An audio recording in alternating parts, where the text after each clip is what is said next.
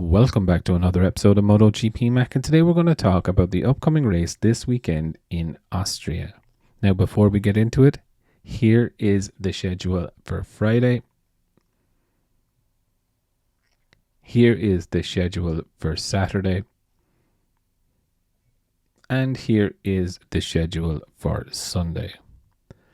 Now, as we know, Pecco won this race quite convincingly last year, and it's very hard not to see that happening again this year. But I must admit, Austria is one of my favorite circuits. I know it's a very short circuit, but it's also a very fast circuit, and it's definitely one of those circuits you do not want to come off on. You know, the racing can get a little bit spread out towards the front, but normally the mid-pack battle is absolutely epic, and I hope so this year that we do have a really, really good battle. Saying that, you know, Jorge Martin, Pecco Bagnaia, Enea Bastianini, Marc Marquez, they're going to be there or thereabouts this weekend. Maverick Vinales, again, Maverick is hit and miss. Let's wait and see what happens. Pedro Acosta and Brad Binder, they definitely do need a big weekend. They've had a kind of a poor run of results lately. It's a home race for KTM. So I do really think they need to produce this weekend.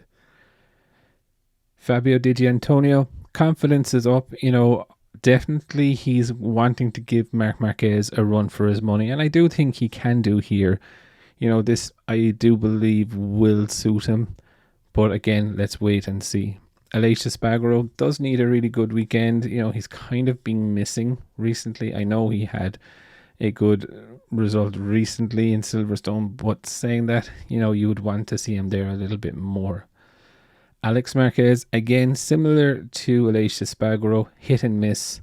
It will be interesting though to see how close he can get to Marc around the circuit. It is a short circuit, so I do expect times to be fairly close. Marco Bezzecchi is definitely having a bit of a bounce back now that he seemed to understand what the bike wants from him.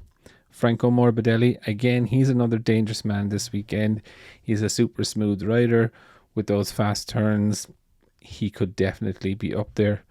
Miguel Oliveira, you know, Trackhouse need a good weekend. They had a pretty pitiful weekend in Silverstone, so getting a good finish there would be okay for him. Yamaha, not really sure that's going to happen for Yamaha today with all the acceleration zones. Is it going to be killed? Let's wait and see for Quartararo. Raul Fernandez, again, similar to Miguel, they do need to bounce back after a pitiful weekend in the UK. Jack Miller definitely needs to deliver here.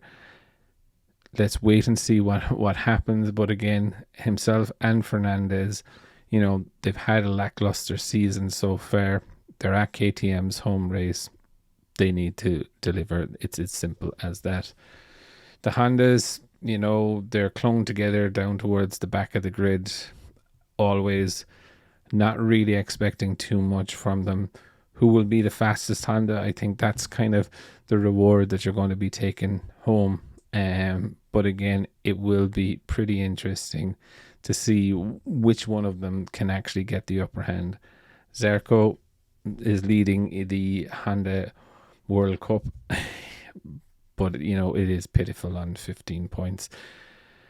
All in all, I think, you know, my fastest man on Friday, I think Jack Miller is going to stick soft in the rear and go for it. I am really looking forward to this race this weekend, but I would definitely love to know your thoughts. Who are you looking forward to seeing, and who is your fastest man on Friday?